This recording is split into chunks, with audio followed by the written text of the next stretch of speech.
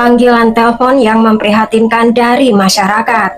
Otoritas New York berjalan di jalan-jalan kota di musim dingin hingga ke depan pintu Hotel Peninsula. Sesampai di sana dengan ditemani oleh staf hotel, mereka menaiki anak tangga hingga mencapai kamar hotel yang sepi di ujung koridor.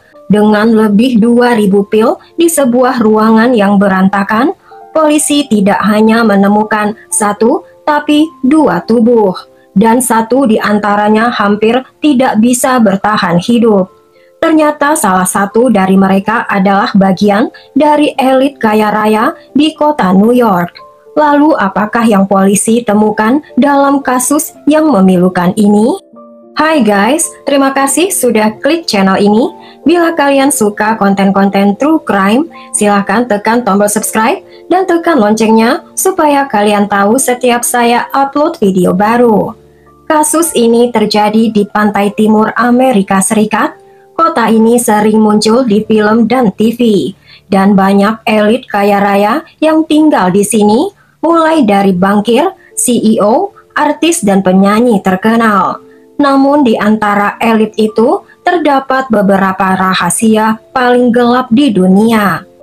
Pada bulan Februari 2010, di Hotel Peninsula bintang 5 yang mewah di Jalan Fifth Avenue pada tanggal 5 Februari 2010 adalah pagi musim dingin dengan awan kelabu.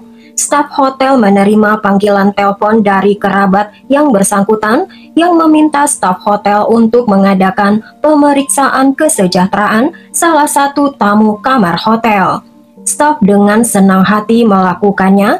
Rupanya tamu itu dilaporkan telah terdiam dalam beberapa jam terakhir dan waktu yang sangat lama. Yang lebih aneh bahkan ketika staf mengetuk pintu disambut dengan diam. Staf menghubungi pihak berwenang, mereka merasa ada sesuatu yang tidak beres.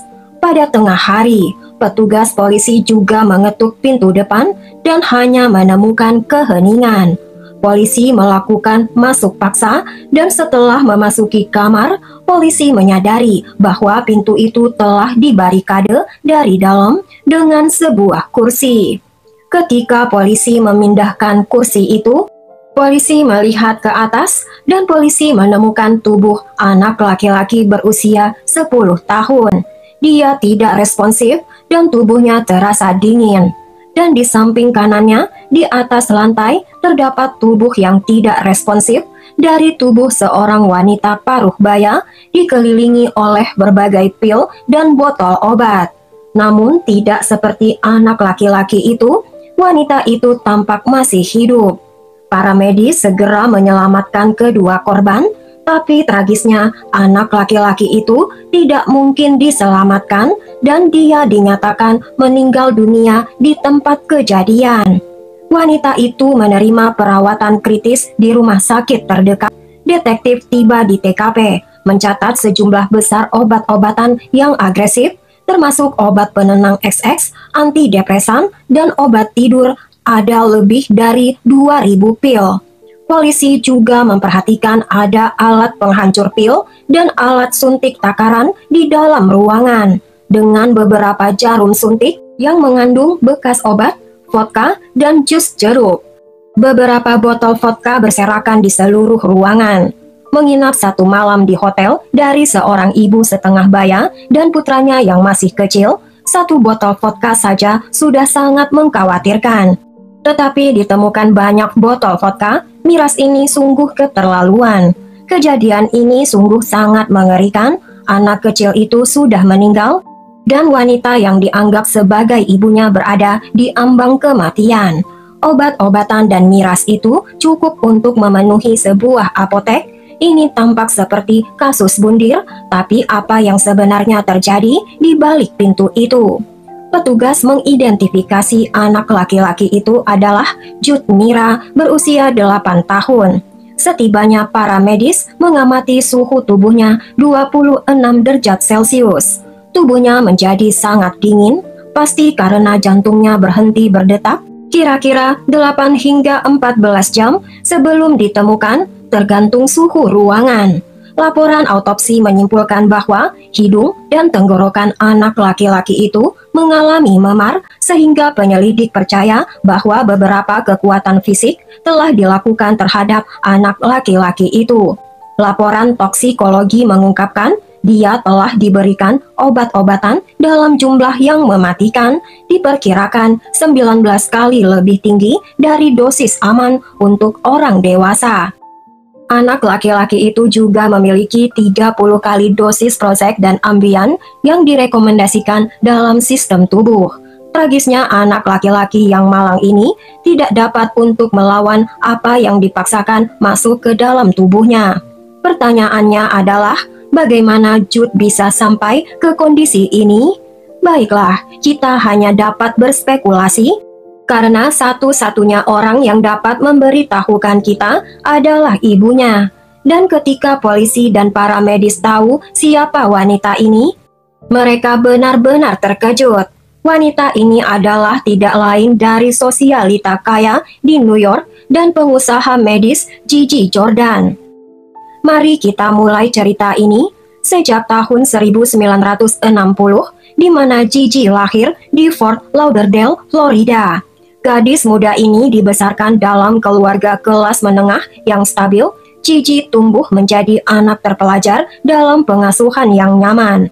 Dia juga mencapai nilai sekolah di atas rata-rata. Walaupun masa-masa anak-anaknya dari keluarga kelas menengah rata-rata, sayangnya ibunya menderita depresi berkepanjangan. Hal ini akhirnya menyebabkan beberapa upaya untuk mengakhiri hidupnya. Hal ini akan mempengaruhi perkembangan Gigi saat dia tumbuh dari anak-anak hingga remaja. Sayangnya ibunya bukan satu-satunya orang di keluarganya yang bergumul dengan gejolak mental. Ini karena bibinya yang juga mengambil hidupnya sendiri ketika Gigi masih 12 tahun. Meski begitu, Gigi tetap giat belajar. Setelah dia lulus, Gigi menjadi perawat di rumah sakit setempat. Gigi juga membantu merawat mereka yang membutuhkan dari rumah pasien sendiri, yang menurut Gigi ini adalah tempat terbaik untuk merawat mereka yang menderita penyakit jangka panjang. Selama bekerja sebagai perawat di rumah pasien, Gigi bertemu suami pertamanya yang merupakan pengusaha dari Philadelphia, Raymond Mira Jr.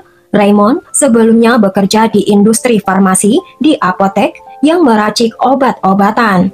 Dengan bantuan calon istrinya Gigi, segera mereka memutuskan untuk terjun ke bisnis farmasi bersama-sama yang akan membantu memberikan obat-obatan pada pasien yang tinggal di rumah selama perawatan mereka.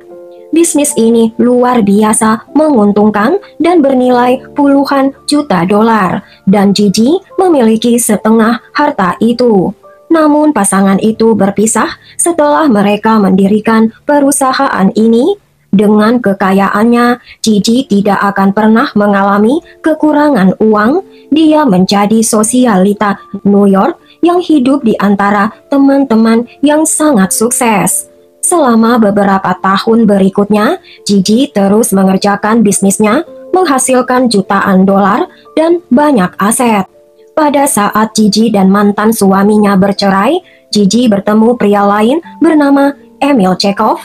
Emil adalah instruktur yoga dari Belgia. Segera keduanya benar-benar jatuh cinta. Kini pria ramah dan ceria ini benar-benar membuat Gigi terpesona. Bahkan Emil sepenuhnya mengalihkan perhatian Gigi dari bisnisnya yang penuh tekanan dan perceraiannya. Selama hubungan mereka ini, Gigi hamil, tetapi karena secara sah Gigi masih menikah dengan Raymond Mira, maka putranya akan mengambil nama belakang Raymond. Pada tanggal 13 Juli, Jude Michael Mira lahir pada hari Jumat.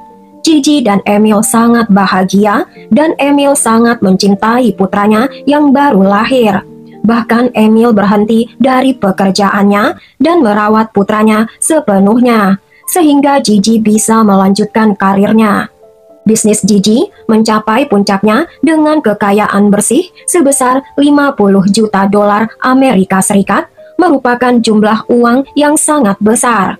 dalam bisnis layanan kesehatan Amerika yang melibatkan dana yang besar, sehingga begitu banyak orang yang terlibat menjadi sangat kaya raya. Kalian mengira Jude akan berkembang positif dalam lingkungan demikian, namun kenyataannya hidupnya memiliki rencana lain. Jude dibesarkan oleh ayah dan ibunya. Jude adalah anak laki-laki yang sangat dicintai. Sayangnya takdir berkata lain, karena ketika Jude di masa usia di bawah 5 tahun, jelas Jude tidak memiliki kemampuan berbicara seperti anak-anak seumurnya. Jude tidak bisa melewati tahap perkembangan verbal seperti mengoceh, walaupun dengan kata-kata yang sederhana. Jude adalah bayi dan balita yang sangat pemurung. Jude akan mengeluh dan menimbulkan kebisingan saat mengkonsumsi makanan padat dan perubahan lingkungan. Orang tuanya menyadari ada sesuatu yang salah. Jude dibawa ke psikolog anak untuk memeriksa perkembangannya, dan di sanalah ketika orang tuanya menerima informasi yang mereka takutkan. Jude didiagnosis dengan autisme yang berfungsi rendah. Disimpulkan bahwa Jude mungkin tidak pernah berbicara, mungkin tidak pernah mengatur emosinya sendiri, dan mungkin tidak berfungsi cukup baik untuk bersekolah. Sebagai akibatnya, Jude mungkin perlu melakukan berada dalam perawatan selama sisa hidupnya. Jelas-jelas hancur oleh berita tersebut, Gigi menolak untuk menyerah atas kekhawatiran pada putranya. Malah pada akhirnya, Gigi berhenti dari pekerjaannya untuk sepenuhnya fokus mendukung putranya. Gigi mulai mencoba berbagai bentuk pengobatan alternatif. Gigi bepergian ke seluruh negeri bersama putranya, membawa putranya ke terapis khusus dan bahkan mencari obat yang bisa menyembuhkannya. Namun seperti yang kita sudah tahu, autisme adalah kondisi yang tidak pernah bisa diobati secara efektif. Namun selama terapinya, sebenarnya Jude mengalami kemajuan. Akhirnya Gigi belajar cara berkomunikasi dengan Jude pada tingkat dasar, melalui menggambar, menulis, dan mengetik. Gigi juga berinvestasi dalam teknologi perangkat lunak yang dapat membantu Jude. Ini termasuk laptop, keyboard, ponsel, tetapi tekanan ini berpengaruh pada hubungan Gigi dan Emil. Mereka akhirnya bercerai, meninggalkan Gigi sendirian membesarkan Jude. Ini adalah yang dialami Gigi dan Jude hingga malam tragis di bulan Februari 2010. Penemuan yang membuat terkejut keluarga dan teman-teman Gigi. Tidak seorang pun yang percaya. Namun tindakan Gigi itu sangat bertolak belakang dengan apa yang mereka kenal. Pada Gigi, yang dapat menjelaskan alasannya hanyalah Gigi yang sekarang dalam perawatan rumah sakit. Untungnya Gigi akhirnya bisa diselamatkan dan pulih sepenuhnya. Setelah Gigi cukup sehat, Gigi harus menjalani wawancara dengan petugas. Gigi akhirnya menjelaskan dan ceritanya yang membuat terkejut petugas dan masyarakat. Petugas menangani kasus ini dengan hati-hati karena berdasarkan bukti di TKP, bukti tidak langsung, laporan toksikologi, skenario kasus ini sepertinya Gigi telah menghabisi putranya dan kemudian dia berusaha untuk bundir. Ketika diinterogasi, Gigi menceritakan ketika dia memasuki Hotel Royal Peninsula dengan Jude, Gigi ingat perasaan mati rasa karena kalah dan sepertinya semuanya berakhir. Menurut Gigi, tidak ada yang bisa dia lakukan dan semuanya terasa begitu putus asa. Gigi telah membawa banyak sekali obat-obatan dan beberapa botol miras, penghancur obat, dan jarum suntik. Gigi dan Jude kemudian menghabiskan 6 jam memesan layanan kamar, menonton TV, dan bersantai bersama. Dan setelah itu, Gigi menjalankan rencana jahatnya. Gigi membuat campuran Xanax yang dihancurkan dan Ambien menghancurkannya dengan miras dan jus jeruk dan memberikannya dengan paksa kepada Jude. Gigi melakukan ini berkali-kali. Gigi kemudian mengaku bahwa Jude tidak kesulitan saat meminum obat. Namun hasil postmortem bertentangan dengan pernyataan ini, mengungkapkan ada memar di sekitar lubang hidungnya. Setelah mengkonsumsi obat-obatan dan miras dalam jumlah mematikan, Gigi kemudian menulis catatan yang berantakan. Setelah itu Gigi menghubungi seorang kerabat untuk mengucapkan selamat tinggal terakhirnya, dan tiba-tiba Gigi hilang kesadaran. Pesan itu dikirim ke kerabat sesaat sebelum Gigi pingsan, sangat mungkin untuk menyelamatkan nyawanya sendiri. Tetapi itu sudah sangat terlambat untuk putranya. Gigi bersikeras bahwa dia ingin selamat dalam kasus pembunuhan bundir ini, tapi ini sayangnya tidak berhasil karena salah satu dari mereka meninggal dunia.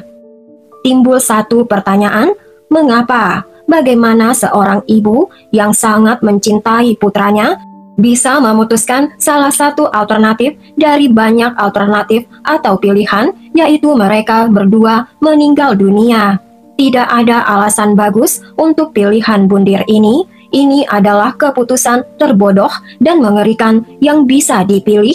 Masih banyak pilihan sehat lain yang tidak melibatkan bundir tersebut, tetapi berakhir terbaik untuk hidup keduanya. Motif Gigi akhirnya terungkap. Gigi mengaku ketika semua ini terjadi, suami pertamanya secara hukum menghukum Gigi karena Gigi mencoba mewarisi setengah dari bisnis suami pertamanya. Raymond telah mengirimkan Gigi ancaman pembunuhan, namun pengakuan ini telah dibantah keras oleh Raymond. Jadi apakah kalian akan percaya dengan pengakuan seorang pembunuh? Gigi khawatir bila dia dihabisi atau dipenjara, maka putranya akan ditinggalkan dalam pengasuhan ayah kandungnya Emil, yang ternyata merupakan penyebab kekhawatiran Gigi. Gigi mengaku bahwa meskipun Jude tidak dapat berkomunikasi dengan jelas, Jude tampaknya mengkomunikasikan kata-kata dengan gerak tubuh sederhana yang menyiratkan bahwa Jude mengalami pelecehan oleh ayah kandungnya. Namun sekali lagi, Emil dengan tegas menyangkal pengakuan Gigi. Selama persidangan, Gigi bersaksi bahwa Jude berulang kali meneriakkan kata-kata, "Ayah telah melakukan hal buruk padanya," sambil menunjuk ke arah bagian intimnya.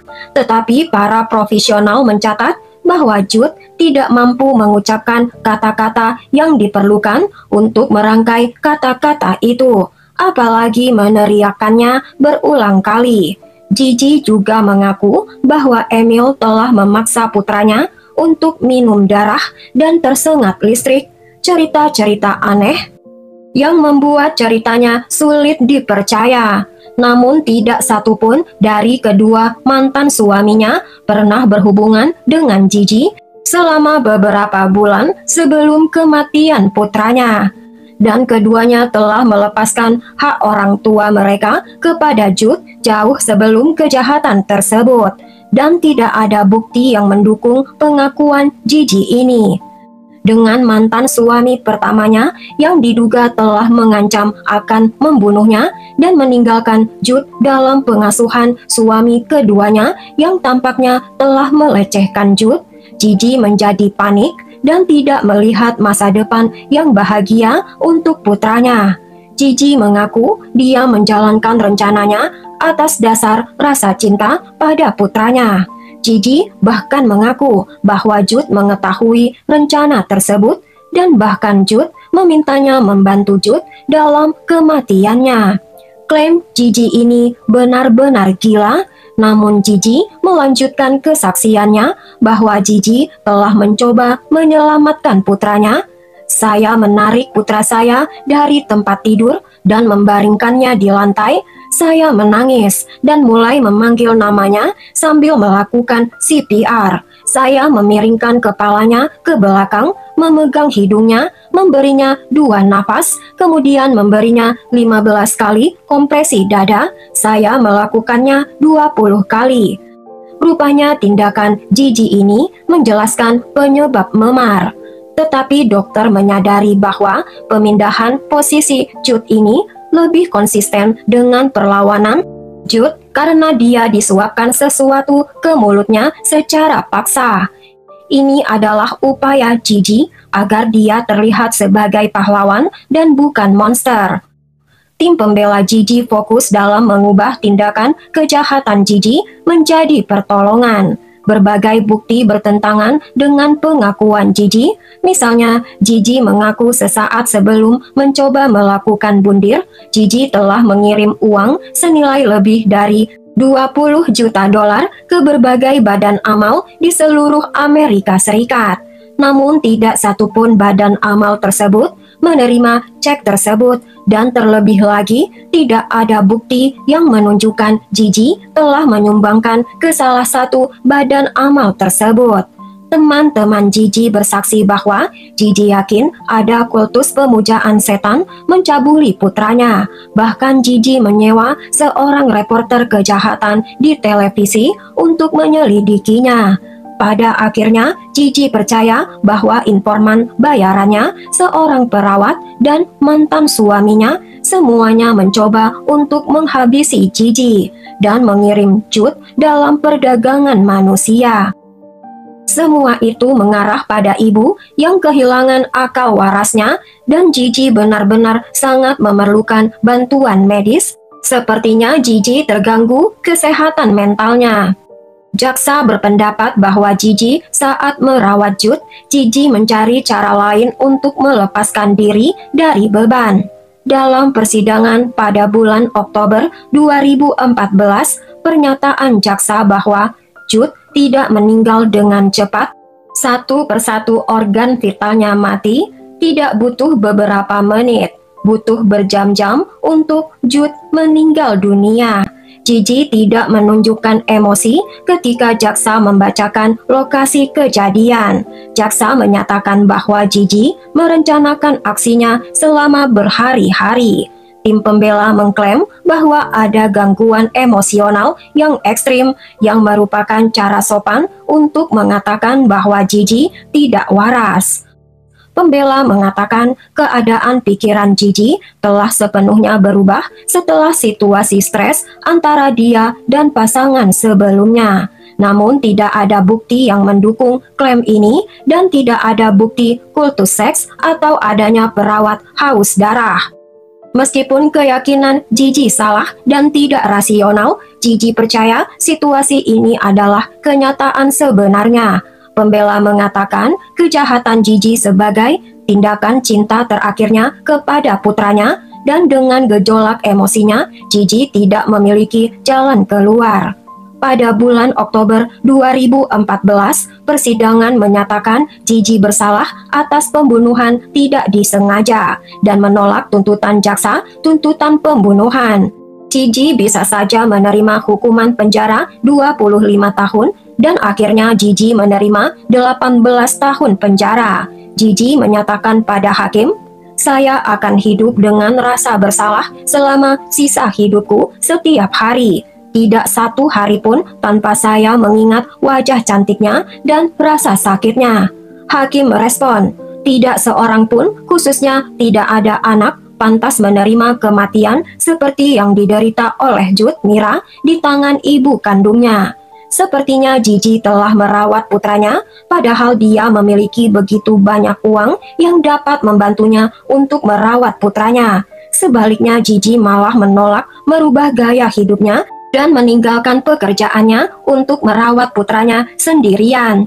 Gigi dipenjara di Rikers Island Prison. Dalam wawancaranya di penjara, Gigi melukiskan kesedihan dan penyesalan. Setelah 10 tahun di penjara, pada tahun 2020, Gigi diberikan jaminan setelah membayar obligasi sebesar 250.000 dolar, di mana dia diperintahkan berada dalam kurungan rumah selama pengajuan bandingnya untuk persidangan baru. 2 tahun berikutnya, pada tanggal 30 Desember 2022, Gigi ditemukan meninggal dunia di apartemennya sendiri di Manhattan. Penyebab kematiannya disimpulkan sebagai tindakan yang dilakukannya sendiri. Beberapa jam sebelum kematiannya, keputusan untuk melepaskannya dengan jaminan dibatalkan. Ini berarti Gigi pada dasarnya mengakhiri hidupnya sebelum dia kembali ke penjara. Dengan hukumannya berakhir pada tahun 2025, Gigi hanya 5 tahun lagi di penjara. Mungkin saja Gigi melakukan tindakan ini karena perasaan bersalah mengambil hidup putranya. Tapi bisa saja karena Gigi tidak sanggup lagi di penjara. Bagaimana pendapat kalian dengan kasus ini, guys? Tulis di kolom komentar ya. Buang jauh-jauh cerita kekerasan dan kriminal yang ada di dalam kasus ini. Tidak ada alasan pembenaran untuk pembunuhan. Gigi bisa saja menggunakan uangnya yang banyak untuk merawat putranya, seperti membayar perawat, dan Gigi bisa keluar menjalankan bisnisnya, tidak terkurung dalam perawatan putranya sepanjang waktu. Bila suka ceritanya, jangan ditunda-tunda lagi, tekan tombol subscribe dan like-nya, tekan juga loncengnya untuk cerita yang lain.